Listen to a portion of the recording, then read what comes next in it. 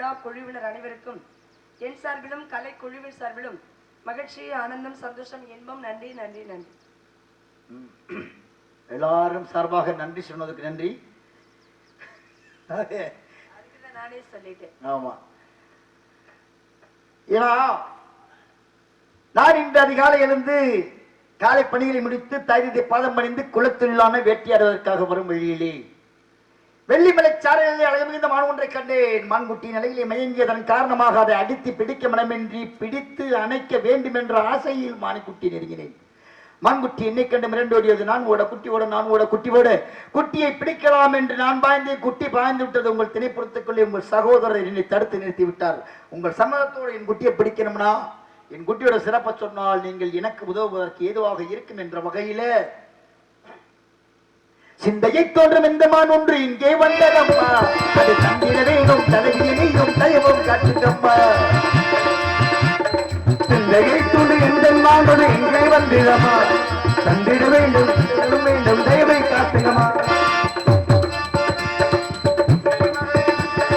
சிந்தையை தோன்றும் இந்த மான் ஒன்று இங்கே வந்ததம்மா. தந்திட வேணும் தலைவியனையும் தயவும் காட்டுங்கம்மா. நம்பிய மகளே நம்பிய வந்தே நானது பார்க்கணுமா. மகளே நம்பியவன் நானது பார்க்கணுமா. நம்பிய மகளே நம்பிய வந்தே நானது பார்க்கணுமா. உனக்கு நாடு போற்றவே வாழ்ந்திட வேணும் மனதில் வையுமா. சிந்தையை தோன்றும் எந்த மான் கொண்டு இங்கே வந்ததம்மா. அது தந்திட வேணும் தலைவியனையும் தயவும் காட்டுங்கம்மா.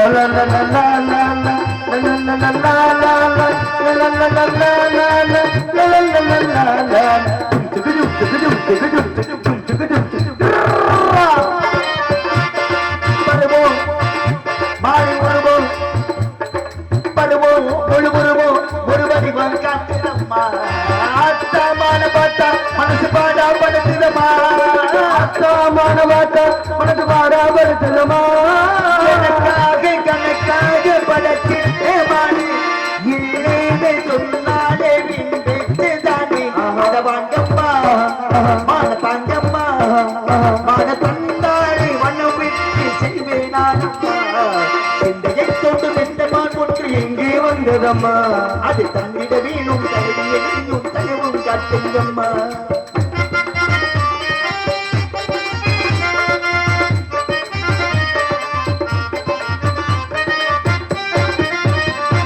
தாவி மான் தாவி தாவி அது தாவி இதை புடம் அது வந்ததம்மா. ஆவி என்னாவி எல்ல மலைக்கு சொந்தமம்மா. ஆவி என்னாவி இது மலைக்கு சொந்தமம்மா. கணக்காக கணக்காக படைக்கிட்ட மாறி இல்லேனே சொன்னாலே வீண்பேச்சுதானே. அடவாங்கம்மா அடவாங்கம்மா மான தாங்கம்மா. அடவாங்கம்மா மான தாங்கம்மா. அடவாங்கம்மா மான தாங்கம்மா. மான தந்தாரே செல்வேனானம்மா. சிந்தையை தோண்டும் எந்த மான் ஒன்று எங்கே வந்ததம்மா. அது தந்திட வேணும் தலைவியனையும் தயவும் காட்டுங்கம்மா. காரணம் இந்த நல்ல நேரம் பிரம்ம முகூர்த்தத்தில் உங்கள் சம்மதத்தோட என் குட்டியை நான் சேர்ந்தால் எனக்கு என் குட்டிக்கும் சிறப்பு, உங்களுக்கும் உங்கள் இடத்துக்கும் ஒரு கௌரவம் பெருமையும் சேரும் என்ற வகையில. ஏன்னா ஆடிப்பட்டம் தேடி வதைக்கிறதுக்காக பருவத்தை பயிர் செய்ய வேண்டும். அதுபோல இந்த நேரத்துல என் குட்டியை பிடிக்கணும் அப்படின்றது என்னோட விருப்பம் ஆசையும் கூட. எங்க சம்மதம் கொடுங்க பார்ப்போம். ஆடிப்பட்டம் தேடி விதைக்கணும், அது உலக பழமொழி. ஆடியில விதை போட்டா எப்ப அறுவடை நடக்கும்? எப்படி? ஆடிப்பட்டம் தேடி விதைக்கணும்னு சொல்றாங்கல்ல. ஆமா, ஆடி மாசம் விதை போட்டு இல்ல நடுவு நாத்து எடுத்து நடுவு நடுறோம் அப்படின்னா எந்த மாசம் அது அறுவடை ஆகும் அப்படிங்கிற ஒரு விஷயம் இருக்கு. அது எல்லாம் போட்டு ஆனா சித்திரை 1ஆம் தேதி ஏர் பூட்டுறதுன்னு ஒரு விழா நடக்கும். இப்ப இந்த கிராமத்துல எல்லாம் நடந்துச்சா? எல்லா கிராமத்திலயும் உண்டு, தெரியல. பொன்னேர் கட்டுறதுன்னு சொல்லுவாங்க எங்க பகுதியில. இங்க என்ன சொல்லுவீங்கன்னு எனக்கு தெரியல. ஏன்னா ஊர்கள் தோறும் பாசைகள் வேறு. அதனால நாளையர்னு சொல்லுவாங்க. நாளையர் முதல் நாள் ஏறு கட்டுறது நாளையர்னு சொல்லுவாங்க. அதான் எங்க ஊர்ல பொன்னேரும்பாங்க. ஒவ்வொரு பகுதியில ஒவ்வொரு விதமா சொல்றாங்க. ஆமா, அதனால இந்த 1ஆம் தேதி சித்திரை 1 சரியான கொளுத்துற வெயில். ஆமா. அதுல போய் பொன்னீர் கட்டுறாங்க. ஒரு விஷயம் இல்ல 4 ஏறு ஏதோ நல்ல ஏறு ஏதோ ஒரு நல்ல ஏறுன்னு சொல்லுங்க வச்சுக்கோ. ஏன் கட்டுறாங்க? ஒரு விஷயம் சொன்னேன்னா சித்திரைக்கு இந்த ஏருக்கு ஏதாவது சம்பந்தம் இருக்கா? ஆடியிலன்னு சொல்றது கூட ஒரு காரணம் இருக்கு. ஆனா சித்திரையில 1ஆம் தேதி ஆடியில ஏன் விதைக்கும்ன்றாங்க? இல்ல இதெல்லாம் ஏன் வேற மாதத்துல விதைச்சா விதை முளைக்காதா? அதெல்லாம் முளைக்கிறத அப்புறம் எதுக்காக ஆடியில விதைக்கணும்னு சொன்னாங்க? அது ஒரு பக்கம் நான் சொல்றேங்க. எப்போதுமே நான் சொல்றேன் அப்படின்னா காரணம் இல்லாமல் சொல்ல மாட்டேன். காரணம் இல்லாம கேட்டு தெரிஞ்சுக்க மாட்டேன். சில விஷயங்களை கேட்டு தெரிஞ்சுக்கணும், சில விஷயங்களை பார்த்து தெரிஞ்சுக்கணும், சில விஷயங்களை படிச்சு தெரிஞ்சுக்கணும், சில விஷயங்களை அனுபவிச்சதுன்னு தெரிஞ்சுக்கணும். இப்ப இந்த இடத்துல எல்லாருக்கும் வந்து சொல்லி கொடுத்தா புரிஞ்சிடும் அப்படின்னா புரியாது. சித்திரை 1ஆம் தேதி நாள் ஏறு பூட்டுன்னு சொல்லுவாங்க. எதுக்காச்சுன்னா அந்த காலத்துல வந்து விவசாயம் தான் பிரதானமே. விவசாயம் தான் பிரதானமே. இப்ப அப்படிலாம் கிடையாது. ஏன்னா விளைச்சல் நிலம்லாம் விளைநிலம் மாறி போய்கிட்ட காலம். இப்ப அதை பத்தி நான் பேசிட்டே ஆகணும். காரணம் நம்மளே பேச போனோம், வேற யாரும் பேச போறாத விவசாயத்தை பத்தி. நான் அதெல்லாம் விவசாயம் வார்த்தைகள் மறுவது போல வாழ்க்கையில விவசாயம் மறிய கொஞ்சமா அலைய போகுது. கொஞ்சம் நல்லா சாப்பாடுக்கு மாத்திரை போட்ட ஒரு மதியானம் இதை போட்டுக்க, ராத்திரிக்கு இதை போட்டுக்க அப்படின்னு சொல்ற ஒரு கால சூழ்நிலை வந்து இருந்தாலும் அந்த காலத்துல இந்த விவசாயம் முட்டும் இந்த ஏறின அந்த கலப்பை, இந்த கலப்பை இதுக்குதான் மனிதர்களுக்கு தெய்வமே. அப்புறம்தான் குலசாமி கும்பிடுறது. என்ன செஞ்சிருக்கலாம், 4 வருடத்தின் முதல் நாள்ல போய் அந்த நினைவூட்டு வகையில அந்த ஏர் பூட்டி சாமி கும்பிடுறது விவசாயிகளை தாரகமா வச்சிருக்காங்க. இது என்ன காரணம் இருக்க போது நீங்க விசாரிக்கிறீங்க? ஆடியில விதைச்சா எப்ப அறுவடை விடான்றீங்க? அதெல்லாம் அந்த காலம் 3 மாதம் 6 மாதம்லாம். இப்போலாம் 40 நாள்ல விளைச்ச அறுத்துட்டு போயிட்டே இருக்காங்க. அறுத்துட்டு போயிடுறியா?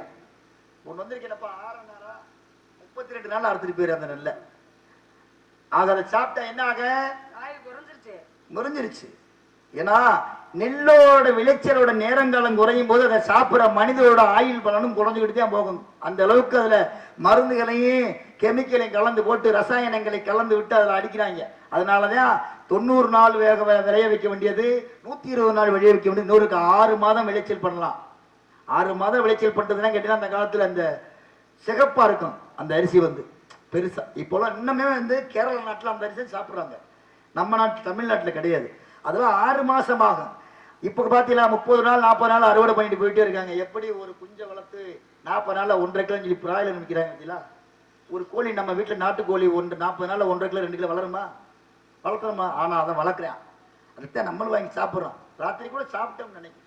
இருந்தாலும் எதுக்கு சொல்றேன்னா அந்தந்த கால சூழ்நிலைக்கு தகுந்த மாதிரி போயிட்டு இருக்கு. இப்ப நீங்க சொல்ற பொன்னேறு கட்டல உங்க பகுதியில் இருக்குன்னு சொல்லி எல்லா பகுதியிலும் இருக்கு. இப்போலாம் பார்த்தீங்கன்னா ஊர்ல ஒரு 10 பேர் இந்த ஊர் பெரிய மனுஷன் போய் என்ன பண்ணிட்டு வந்துடுறாங்க. வீட்டுக்குள்ள ஆள் போறது கிடையாது. இப்ப நான் என் ஊரை பத்தி சொல்றேனே போக மாட்டாங்க. அதெல்லாம் மறி வந்துகிட்டு இருக்கு. இப்ப இதுல வேற என்ன விஷயம் இருக்குன்னு நீங்க நினைக்கிறீங்க?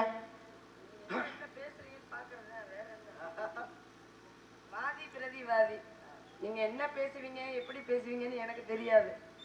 நீங்க முன்னேறு சரியா போனுச்சுன்னா பின்னேறு சரியா வந்துரும்ல? வராது. முன்னேறு கோணமானல் போனுச்சுன்னா பின்னேறும் கோணல் மணலா வந்துரும். அதனாலதான் முன்னேற எப்படி பூட்டுறீங்கன்னு நான் பாக்குறது. அது ஒரு விஷயம் நல்லா பாத்தீங்க. திறமைய பேச விட்டு பார்க்கணும், இல்லன்னா பேய விட்டு பார்க்கணும். நான் ரெண்டையும் பாப்பேன். பேச விட்டு பாட்டியா? பேச விட்டு பாப்பேன், பேய விட்டு பாப்பேன். ஒரு விஷயம் சொல்ற கேட்டுக்கீங்க. அப்படி கிடையாது. நீ ஒரு விஷயம் கேட்டீங்க. இந்த காலத்துலதான் முன்னேறி நேரம் போனா பின்னாடி நேரம் போன்றா இல்ல. முன்னாடி ஓடுற மாடு வாடகை ஓடிட்டு தான் இருக்கு, பின்னாடி போற மாடு அது வாடகை பிச்சுட்டு போயிட்டு தான் இருக்கு. மாடு கூட காலத்துக்கு இந்த மாதிரி மாறிடுச்சு. அப்படியெல்லாம் கிடையவே கிடையாது. யாரு சொன்னது? ஏறு பூட்டுற வேலை கிடையாது. ஏறு பூட்டுற இயந்திரம் பாத்தீங்களா? இயந்திரம் வச்சு நம்ம உழுகுறோம். விவசாயம் நடக்கிறது. ஆமா. நடவுக்கு ஆள் தேவையில்லை, நாத்து பறிக்கிறதுக்கு ஆள் தேவையில்லை, அறுவடை செய்ய ஆள் தேவையில்லை, வைக்க கட்ட ஆள் தேவையில்லை, வைக்க போர் செய்ய ஆள் தேவையில்லை கிடையாது. இதுல தேவையில்லை தானங்க? தேவையில்லை. ஏன் தேவையில்லாம போனுச்சு? இயந்திரங்கள் உங்களுக்கு குடிக்குமா? சோம்பேறி சோம்பேறித்தனம். நம்ம சோம்பேறித்தனம் பண்றோம். ஆமா மனிதன். இன்னும் சொல்ல போனா எங்க பகுதியில எல்லாம் வெளி மாநிலத்திலிருந்து ஆள் வந்து தங்கி விவசாயம் பாக்குறாங்க. எங்க ஆளுங்க போக மாட்டேங்கிறாங்க. அப்படியே போனா 700 ரூபாய் 800 ரூபாய் சம்பளம். அதுதான் பிரச்சனையே. அவங்களுக்கு மருந்தும் கொடுக்கணும், அப்புறம் விருந்தும் கொடுக்கணும் மத்தியான சாப்பாட்டுக்கு.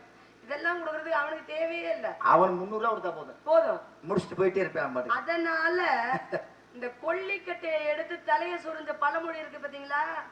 அததான் இப்ப நம்ம பண்ணிக்கிட்டு இருக்கோம்.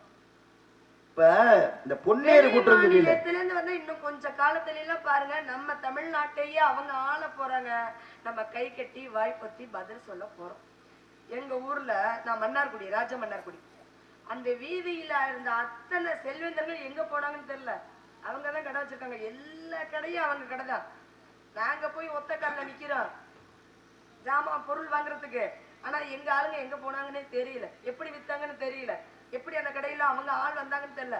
ஆதிக்கம் பண்ண வந்தாச்சு, நம்ம முழிச்சுக்கிட்டே இருக்கணும். அதாவது அப்பவே சொன்னார் வள்ளல, பசித்திரு தனித்திரு விழித்திரு அப்படின்னார். பசித்திருன்னா பானா, தனித்திருன்னா தானா, விழித்திருன்னா வீணா. இந்த 3 எழுத்தை எடுத்து பார்த்தால் பதவின்னு வரும். பதவி யாருக்கு வரும்? யாருக்கு வரும் பதவி? எல்லாருக்கும் வந்துருமா பதவி? இல்ல, முன் ஜென்மத்தோட தொடர் உள்ளவனுக்கு தான் பதவி வரும். எல்லாருக்கும் வந்துடாது. நம்மளும் கஷ்டப்படுவோம், நம்மளும் பாடுபடுவோம், நம்மளும் படிச்சிருப்போம், நம்மளும் பட்டம் வாங்கியிருப்போம். ஆனா ஒரு பதவியில உட்கார்றதுக்கு நம்மளால முடியுமா அப்படின்னா முடியாது. அரசாங்கத்துக்கு உத்தியோகமே இல்லாம வீட்டுல உட்காந்துருப்போம், விவசாய வேலை பார்ப்போம். அப்படி இல்லைன்னா படிப்புக்கும் நம்ம செய்யற வேலைக்கு சம்மந்தமே இல்லாம குடும்பத்தை காப்பாத்தணுமே ஏதோ ஒரு வேலையை பார்த்துக்கிட்டு இருப்போம். நான்லாம் படிக்கவே இல்லை உண்மையே சொல்லணும்னா. ஆனா நான் நாடக தொழில இருக்கேன். ஆனா எல்லா ஊரு கிராமங்களையும் என்ன சொல்லுவாங்க, நீங்க நம்ம ஆசிரியா வேலையை பாத்தீங்களா அப்படின்னு கேட்பாங்க. ஆசிரியங்கிற வேலைக்கு எனக்கு சம்பந்தமே கிடையாது. எப்படி பாடம் நடத்துவாங்கன்னு கூட எனக்கு தெரியாது. ஆனா அப்படி ஒரு, அதாவது ஆண்டவனுடைய அனுகிரகங்கள் இருந்தால் மட்டும்தான் பதவிக்கு போக முடியும். ஆனா பதவிக்கு போனோடனே ஆடுறா ஆட்டம் இருக்கு பாருங்க, பெரிய ஆட்டமா இருக்குங்க.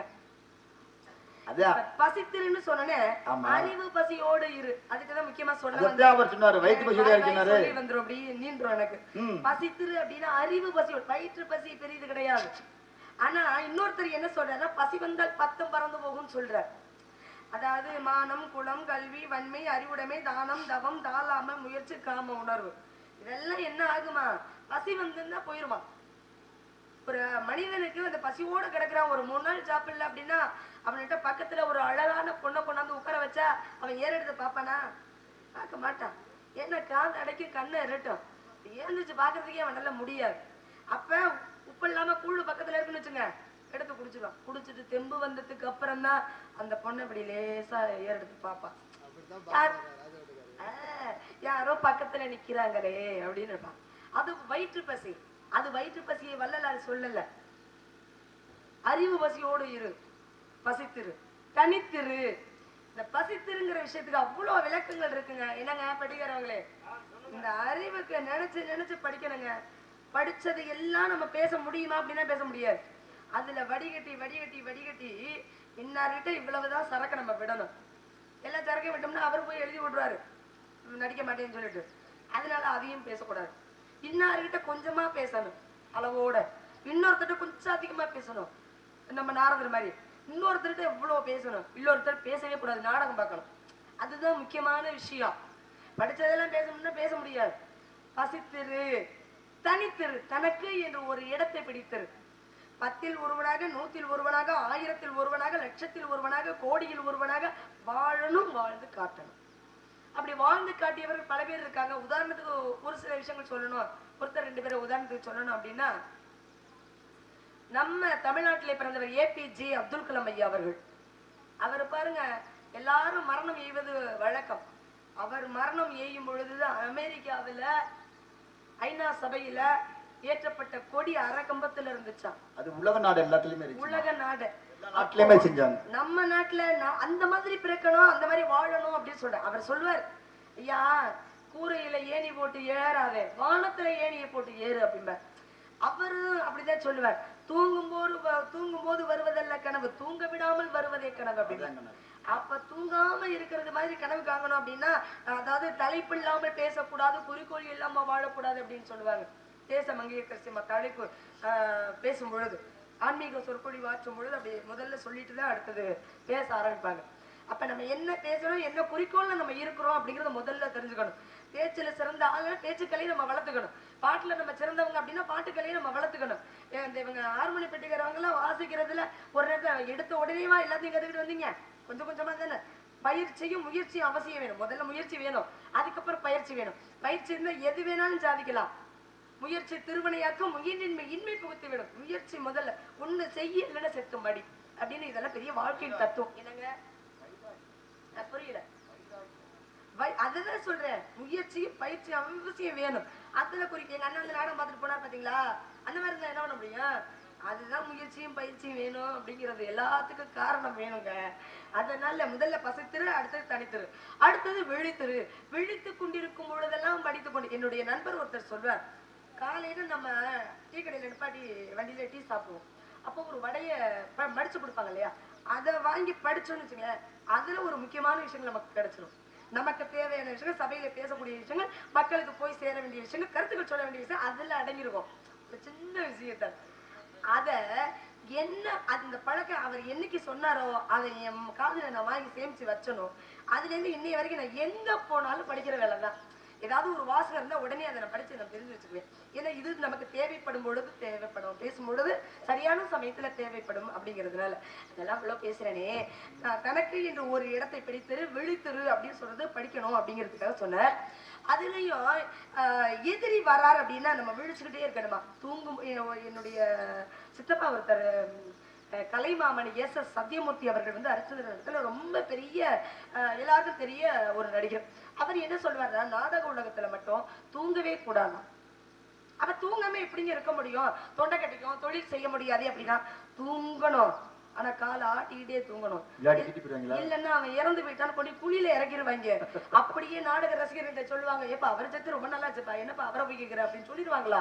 அப்படிப்பட்ட இந்த உலகத்துல இருக்கும் பொழுது தூங்கும் பொழுது கூட காலை ஆட்டிக்கொண்டு தூங்க வேண்டும் என்று ஒரு கருத்துக்களை சொல்வார். பெரியவங்க சொல்ற விஷயங்கள் எல்லாமே நம்ம பாடமா எடுத்துக்கணும், அதுதான் முக்கியம். ரெண்டாவது, எந்த நேரத்துக்கு எதை தேவைப்படுதோ அதை மட்டும் பேசினால் போதும், அதுக்கு தகுந்த மாதிரி நடந்துகிட்டா போதும். ஆனா இப்ப உங்களுடைய மான்குட்டிங்க வந்து ஆடையில விதை விதைச்சா எப்ப அறுவடையாகும்னு சொன்னேன். அந்த காலத்துல நீங்க சுருக்கமா சொல்லிட்டீங்க எல்லாரும்.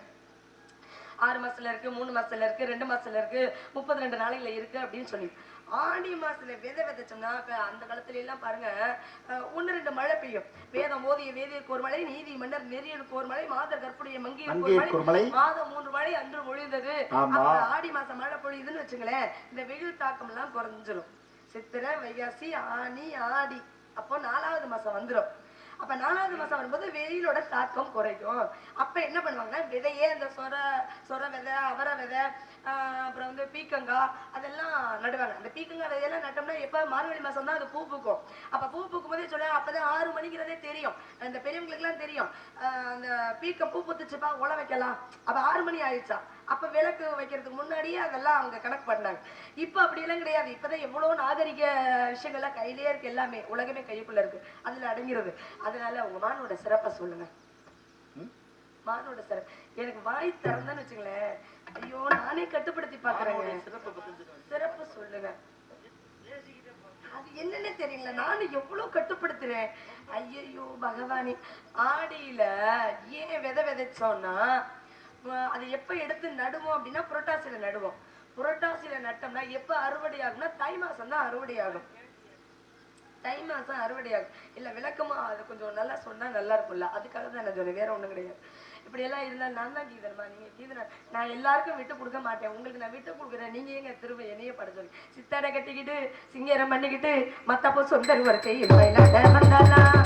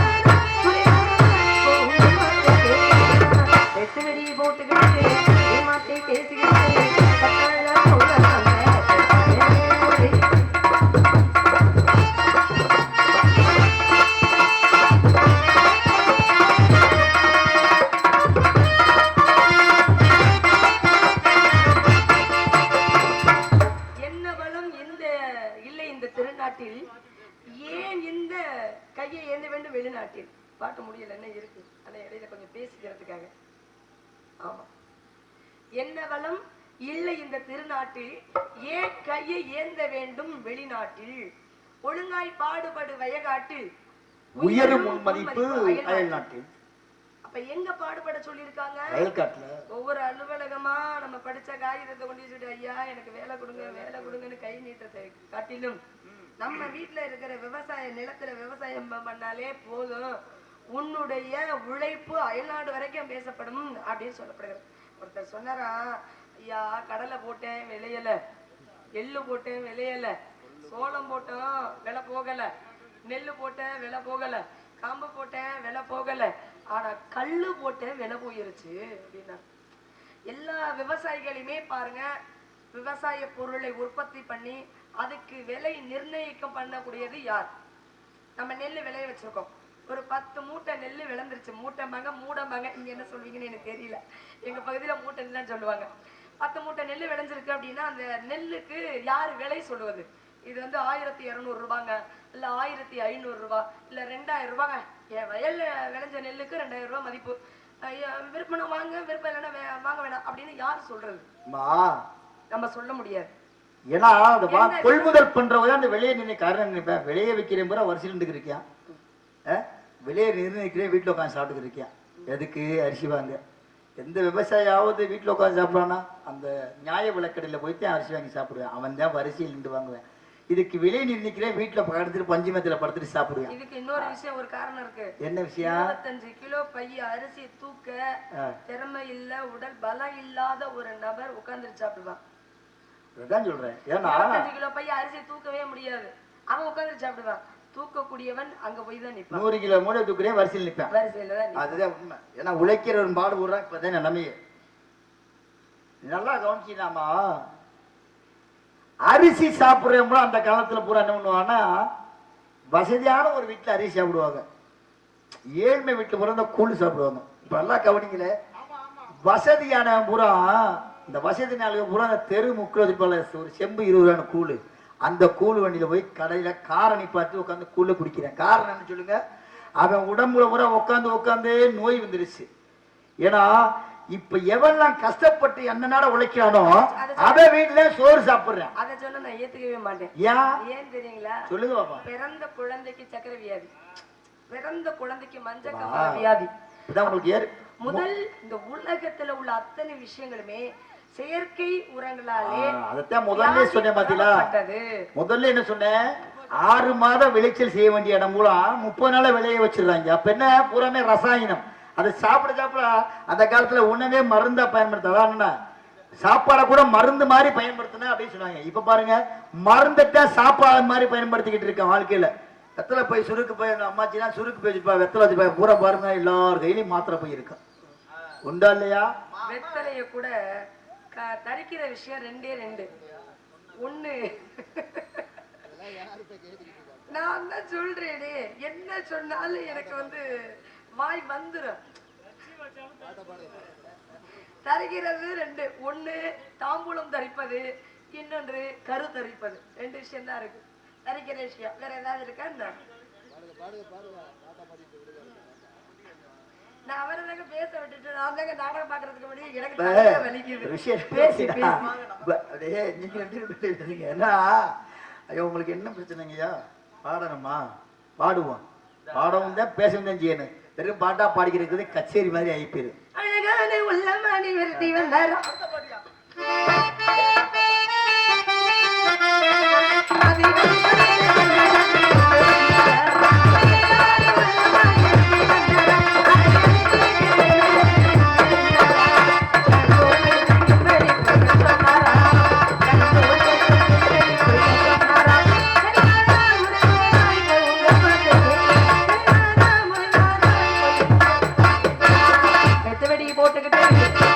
பேசிக்கிட்டு கத்தாழ போட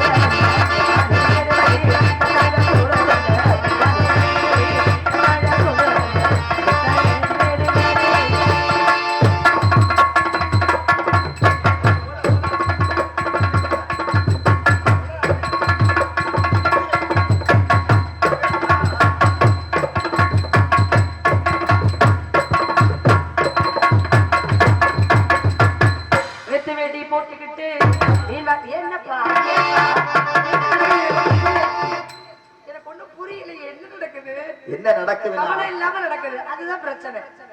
சரி இருக்கட்டும். இடப்பட்டு மொழி பற்றி ஜாதி பற்றி சன்னியாசிக்கு வந்து இல்லையா, அதனால மானுக்குள்ள அடையாளத்தை சொல்லுங்கள், பிடித்து வழி செய்கிறேன்.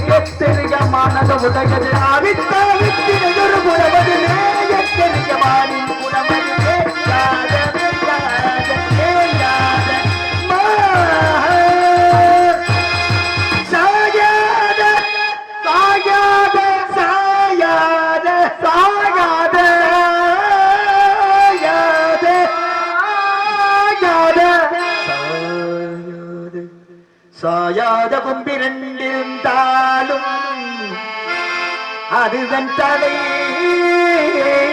நிமிர்ந்து பாயாத மா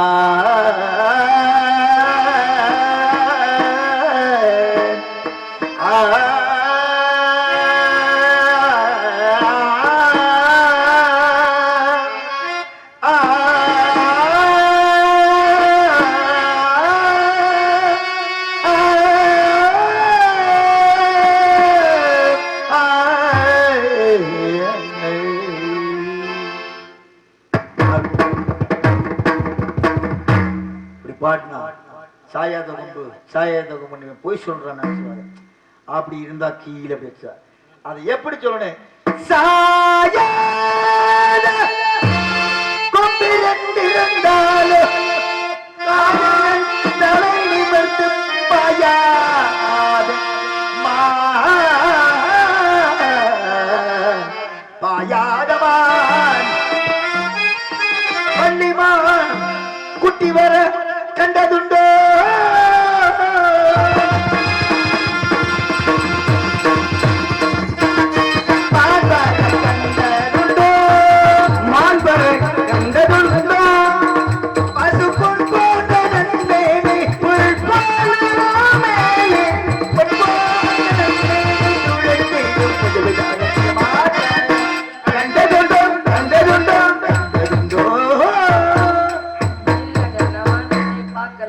நீங்க சொன்ன அடையாளம் எல்லாம் ஒரு மான் குட்டிக்கு உள்ள அடையாளமே அல்ல, ஒரு பெண் குட்டிக்கு உள்ள அடையாளம் மாதிரியே இருக்கு. புரியலையே எனக்கு. என்ன புரியல? இல்ல சொன்னதுல எனக்கு ஒண்ணும் புரியல. ஒண்ணுதான் தெரியுது. இவர் எனக்கு ஐத்தமய என்ன தேடி வந்திருக்காரு. யார் சொன்னது? ஐத்தமயந்தியா? அதுல என்ன சந்தேகம் இருக்கு? தேரு வந்தது போல் இருந்தது நீ வந்த போது, போதை வந்தது போல் இருந்தது உன்னை கண்ட போது, என் கண்ணு கண்ண என் கண்ணு கண்ண கொண்டாட்டமோ, சிங்கார குட்டி கண்ணு கண்ண கண்ணோட்டமோ. தேர் வந்தது போதை வந்தது போல் இருந்தது உன்னை கண்ட போது, என் கண்ணு கண்ண கொண்டாட்டமோ, சிங்கார குட்டி கண்ணு கண்ண கண்ணோட்டமோ.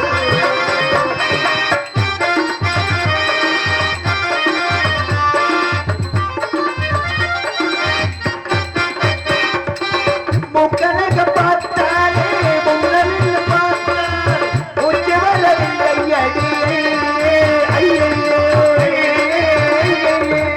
பக்கு வச்சு பார்த்தாலே பத்தினி பெண்ணாம தூக்க வரவில்லை அடி செய்யே செய்யையே.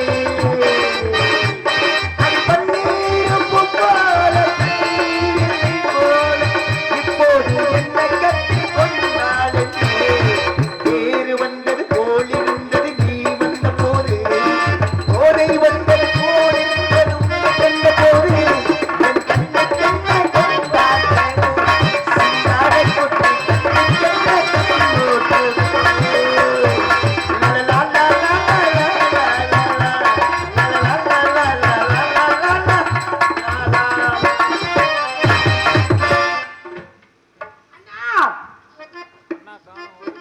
அண்ணன் ஊருக்கு போயிட்டாரு போல.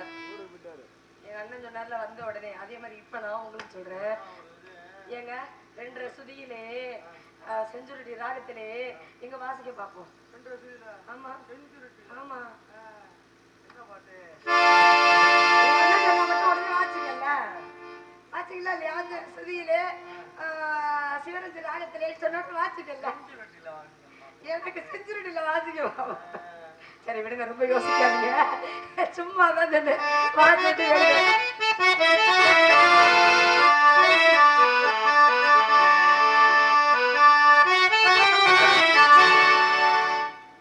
வள்ளி கணவன் பேரை வழி போக்க சொன்னான் உள்ளம் குழையோதடி ஊனோரோதடி.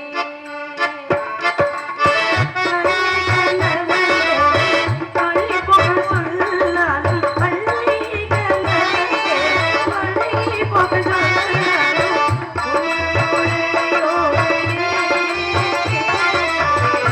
ஊனோரோதடி.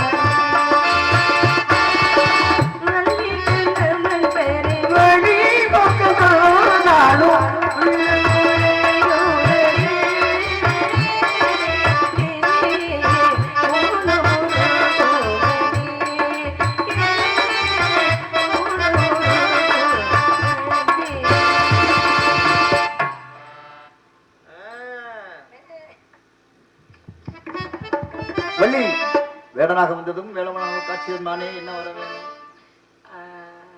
வணங்குகிறேன் தங்களை.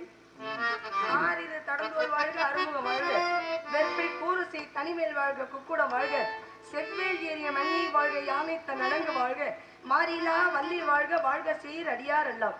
வெற்றிவேல் முருகனுக்கு அரோகரா. யோசிக்கிறீங்களா? ஒண்ணும் இல்லை,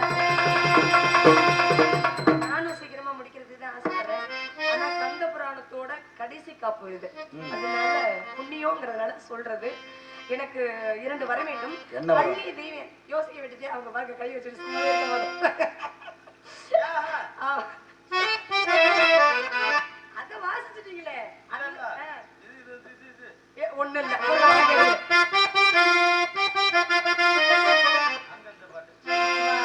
எனக்கு 2 வர வேண்டும். வள்ளி தேவியானை சமேத சுப்பிரமணிய கடவுள் என்று மக்கள் எல்லோரும் உங்களை வந்து அழைக்க வேண்டும். தாரத்தில் 2ஆம் தரமாக இருந்தாலும் தரத்தில் முதல் தரம் உங்களுடைய வலப்பக்கம் நானே அமர வேண்டும். அதற்கு அருள் புரிய வேண்டும். நாட்டு மக்கள் அனைவரும் எல்லா வளங்களும் நலங்களும் பெற்று வாழ்வாங்க வாழ வேண்டும் என்ற வரத்தையும், தாரத்தில் 2ஆவதாக இருந்தாலும் தரத்திலே முதலிடத்தை கொடுத்து வையகத்தில் ஒரு அனைவரும் வள்ளி தெய்வான சுப்பிரமணிய சமேதர் என்று அழைப்பற வரத்தை நின்றோம். தண்ணி ஏன் கொடுத்திருக்காங்க தெரியுமா? வாயில ஊத்திக்கிட்டு பேசாம இருக்கணுமா? எனக்கு ஒரு ஆசை, வள்ளியை இனிமே பேச விடாம நீங்க பாட்டுக்கு வேலை. அதுக்கு தான் தண்ணி கொடுத்துருக்கு.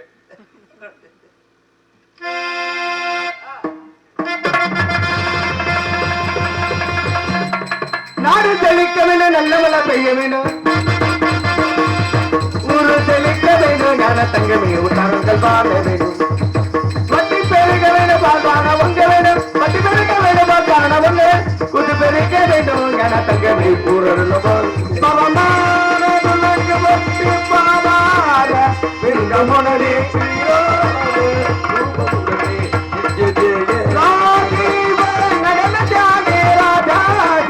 ராஜமைந்த ஸ்ரீராம ரூப முலகே ஜெய ஜெய மங்கள மங்களோ சுப மங்களோ